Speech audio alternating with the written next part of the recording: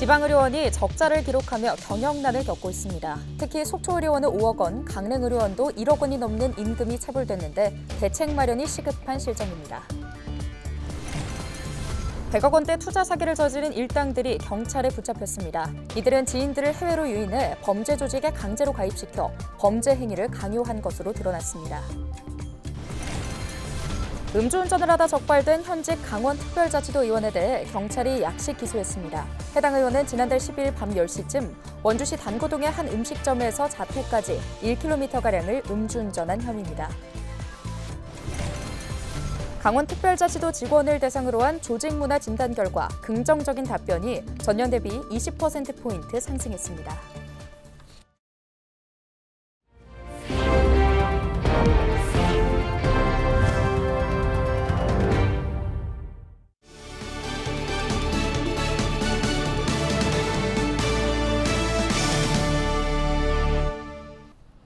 여러분 안녕하십니까? 헬로티비 뉴스입니다. 속초의료원과 강릉의료원이 경영 적자로 인해 직원 임금을 수억 원이나 체불했습니다. 강원도뿐 아니라 전국 대부분 지방의료원들이 경영난을 겪기는 마찬가지인데요. 정부와 지자체의 대책 마련을 요구하는 목소리가 높습니다. 보도에 최성식 기자입니다. 영동 북부 지역 거점 공공병원인 속초의료원이 직원 임금을 체불하기 시작한 건 지난 3월. 그 뒤로도 급여와 수당 등이 밀리면서 11월 현재 체불된 임금은 5억 원이나 남아 있습니다. 대신 다행인 거는 더 늘어나지 않고 있다라는 거 정도로 좀 위안을 좀 삼고 있고요. 근데 지금 어려운 거는 이 체불이라는 자체가 심리적 압박이 너무 강해요, 항상. 강릉의료원도 지난 9월 추석 명절 휴가비의 50%인 1억 3천여만 원이 체불된 상황입니다. 코로나19 시기 감염병 전담병원으로 지정되면서 일반 환자들을 다른 병원으로 보내다 보니 상황이 종료된 뒤 이를 회복하는 데 시간이 걸리는 겁니다. 고정비용은 그대로인데 환자 입원 수익 등이 크게 떨어지면서 경영난이 심화된 겁니다. 전국 35개 지방의료원 중 이곳 속초의료원을 비롯해 무려 33곳이 적자를 기록할 정도로 여전히 경영에 어려움을 겪고 있습니다. 최근 5년간 강원도 지방의료원 경영 현황을 보면 코로나19 상황 중에도 안정적이던 지표가 지난해 무려 182억 적자를 냈습니다. 다행히 올해 병원 수입이 늘며 적자폭은 45억 원으로 줄었습니다. 각 의료원별 병상 가동률을 보면 2019년에는 평균 83%가 넘었지만 코로나19 사태 이후 40%대로 급감했습니다. 다행히 지난해 평균 51%이던 병상 가동률은 올해 67%로 회복세를 보이고 있습니다. 하지만 의대 정원 증원을 놓고 의정 갈등이 장기화되면서 의사 구인난이 심화된 것도 지방의료원들의 고민거리입니다. 의사들이 사실 지방의료원의 특성상 다 이게 로컬에 있기 때문에 의사들이 좀 쉽게 이렇게 접근하기가 어려운 이제 구조다. 그러다 보니까 돈을 많이 줘야 되는데 사실 돈을 많이 준다고 해서 좋은 의사가 오는 것도 아니기 때문에 지역 거점 공공병원인 지방의료원 정상화 문제는 강원특별자치도의회 행정사무감사에서도 지적됐습니다. 그 정상화를 위해서 가장 시급하다고 판단하는 게 의료원은 이제 예산 지원으로 꼽으면서 최소한 필수 진료과 유지를 할 수 있도록 내과, 외과, 소아과 등 인건비 지원과 응급실, 중환자실 운영 유지를 위한 관리 운영비 지원이 필요하다. 이 의료원들이 그 공공성도 띠고 있지만 민간의 그 수입성 구조를 갖고 있기 때문에 일단은 그 부분도 같이 병행을 해서 사업을 운영을 해야 되고. 경실련과 국회 보건복지위원회 전진숙 의원은 전국 공공의료기관 의사 부족 실태조사 결과를 발표하면서 정부의 공공부문 의사 확충을 위한 대책 마련을 촉구했습니다. 헬로티비 뉴스 최성식입니다. 단기간에 높은 수익을 얻을 수 있다고 속여 100억 원대 투자 사기를 치고 이른바 몸캠 피싱과 연애 빙자 사기까지 저지른 조직이 경찰에 붙잡혔습니다. 이들은 지인들을 해외로 유인해 범죄 조직에 강제로 가입시킨 이후 범죄 행위를 강요하기까지 했습니다. 정승환 기자가 보도합니다. 춘천의 한 오피스텔 복도로 경찰이 진입합니다. 잠시 뒤 집안에 있던 남성을 체포합니다. 체포된 남성은 투자 사기 혐의를 받는 범죄조직팀장 A씨입니다. A씨와 그 일당은 고수익 해외 취업을 미끼로 지인들을 유인해 범죄 행위를 강요하고 110억 원대 투자 사기를 벌인 혐의를 받고 있습니다. 하나만 가지고 쭉 한 게 아니고 로맨스 스캠, 그다음 몸캠 피싱, 그다음 캄보디아 투자 리딩방 이렇게 팀별로 나눠져 있어요. A씨 일당은 지난해 10월쯤 평소 친분이 있던 지인들에게 단기간 고수익을 올릴 수 있는 해외 취업을 시켜주겠다고 속인 후 속칭 몸캠 피싱과 로맨스 스캠 등 범죄 행위를 강요했습니다. 이들 일당은 지인들을 범죄 수단으로 이용하기 위해 항공기 티켓까지 구매해주며 라오스 범죄단지로 유인했습니다. 이후 이들에게 채팅을 통해 피해자들로부터 성적 영상을 받게 한 뒤 협박하도록 해 돈을 빼앗거나 SNS에 여성 사진을 게시해 피해자를 유인한 후 그림 경매 등 투자를 유도하는 방식으로 범행을 저질렀습니다. 이후 라오스에서 한국인 감금 사건이 불거지자 캄보디아로 거점을 옮긴 일당은 같은 해 12월부터 3개월간 유튜브를 통해 수익률을 조작한 투자 홍보 영상을 올린 뒤 피해자들을 속여 투자금을 가로챘습니다. 피해자 66명으로부터 투자금 명목으로 편취한 금액만 110억 원이 넘습니다.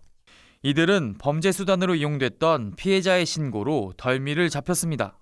피해자들이 그 라오스에 취업 사기를 당해서 그 해외로 입국을 했다가 여권을 뺏기고 그 감금 당하면서 했던 행위가 불법 행위라는 걸 알고 있던 상태에서 국내로 다 들어왔을 때 그 중에 한 사람이 저희한테 제보를 해서 경찰은 8개월간의 수사 끝에 지난 9월까지 30대 총책을 포함해 범죄에 가담한 32명을 붙잡았습니다. 이들 중에는 범죄에 이용됐던 지인 9명 중 추후 범죄에 본격 가담한 3명도 포함된 것으로 파악됐습니다. 경찰은 총책 등 7명은 구속하고 나머지 25명은 불구속 상태로 송치했습니다. 헬로티비 뉴스 정승환입니다. 음주운전을 하다 적발된 현직 강원특별자치도 의원이 약식 기소됐습니다. 원주 지역구의 A 도의원은 지난달 10일 오후 10시 10분쯤 원주시 단구동의 한 음식점에서 자택까지 1km가량을 음주운전한 혐의를 받습니다. 적발 당시 A 도의원의 혈중 알코올 농도는 면허 정지에 해당하는 0.075%였습니다. 당시 도의회는 10월 7일부터 임시회가 진행 중이었습니다. 강원특별자치도가 전 직원을 대상으로 실시한 조직문화 진단 결과 긍정적인 답변이 20%포인트 상승했습니다. 이번 설문조사는 최근 6개월 이내 조직에서 경험한 불합리한 관행과 일과 삶의 조화, 구성원 간의 관계, 기관장 또는 상급자의 조직문화 개선 노력에 대한 인식을 조사했는데요. 그 결과 기관장 및 상급자들의 조직문화 개선 노력에 대한 긍정적인 답변이 두드러지게 나타났으며 불합리한 관행에 대한 답변도 52.7%로 전년 대비 상승했습니다.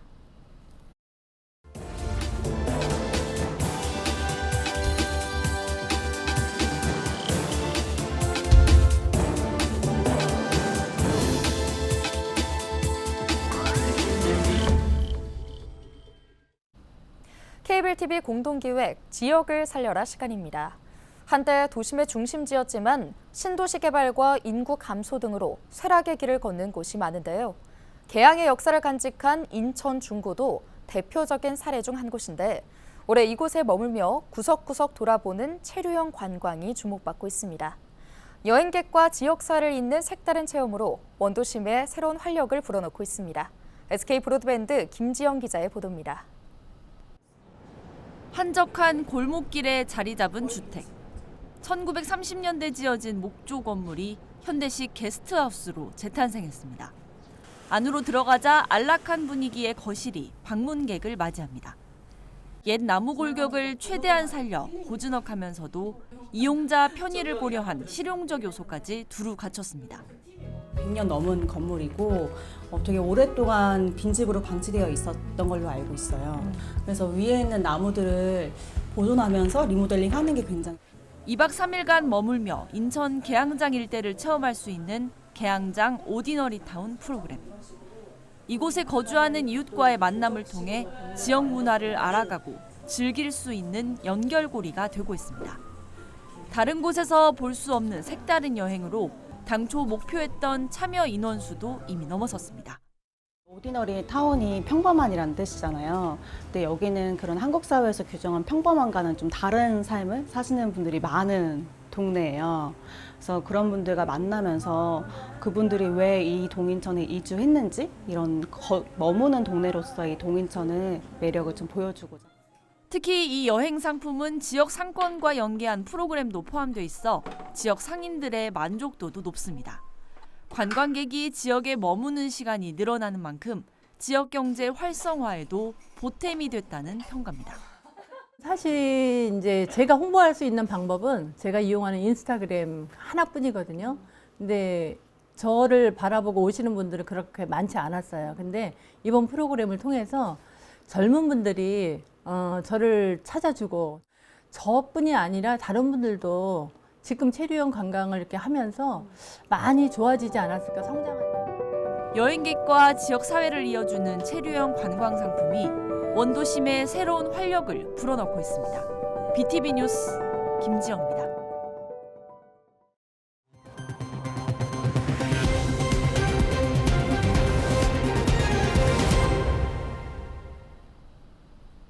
강원특별법 3차 개정안을 공동 대표 발의한 송기현 한교우 의원이 입법 간담회를 19일 국회에서 개최했습니다. 이번 입법 간담회는 강원특별자치도 설치 및 미래산업 글로벌 도시 조성을 위한 특별법 일부 개정안 심사를 앞두고 정부 부처의 의견을 듣는 자리로 진행됐는데요. 이번 3차 개정안에는 지난 개정안에서 제외된 실질적인 자치 분권과 지역 특화 산업 육성 등을 위한 특례 규정을 담고 있습니다. 춘천시의회가 19일 원포인트 임시회를 열고 공유재산 계획안 등 주요 현안을 논의했습니다. 이번 임시회에서는 정원 소재 실용화센터 건립을 골자로 한 공유재산 관리 계획안이 본회의를 통과했는데요. 이에 따라 춘천시는 내년까지 상중도 고산 일대에 정원 소재 실용화센터를 준공할 계획입니다.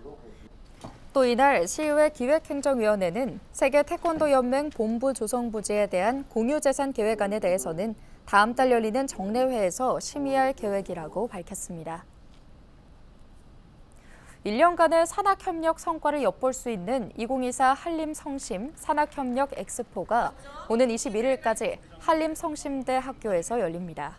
한림성심대는 산학협력을 통한 교육 성과를 공유하기 위해 취업 상담 등을 통한 재학생 취업의식 고취를 위해 매년 산학협력 엑스포를 열고 있습니다. 전문 직업 대학으로서 전문 직업인을 양성하는 교육을 목표로 해서 학생들 교육을 하고 있습니다. 학과들과 그다음에 산업체, 그다음에 학생들이 한마음 한뜻으로 나왔던 결과물들에 대해서 전시하는 뜻깊은 자리가 되겠습니다. 엑스포 기간에는 캡스톤 디자인 경진대회뿐 아니라 이미지 만들기 체험, 캐리커처, 창업 특강 등 다양한 프로그램이 운영됩니다. 원주시가 내년도 예산안 1조 6,667억 원을 원주시의회에 제출했습니다. 원주시의 내년 예산안은 일반 회계는 135억 원이 증가했고 특별회계는 199억 원이 감소해 올해 당초 예산보다 64억 원이 감소했습니다. 내년도 원주시 예산은 반도체 교육원 설립에 48.2억 원과 반도체 소모품 실증센터 건립에 65.4억 원 등이 투입될 예정입니다. 원주 의료기기 테크노밸리는 지난 11일부터 14일까지 독일에서 열린 2024 메디카 의료기기 전시회에 미래의 병원을 주제로 우리나라의 AI 건강검진 시스템을 소개했습니다. 미래의 병원은 전시회 주최사가 장소를 제공하고 우리 산업통상자원부의 지원을 받은 원주 의료기기 테크노밸리와 한국의료기기 협동조합이 공동으로 기획과 운영을 맡아 마련됐는데요. 이번 특별 전시에서는 AI를 접목한 우리나라의 건강검진 시스템 기술을 직간접적으로 체험할 수 있어 전시 기간 1일 300명 이상이 이용하는 등 폭발적인 관심을 받았습니다. 뉴스 마칩니다. 고맙습니다.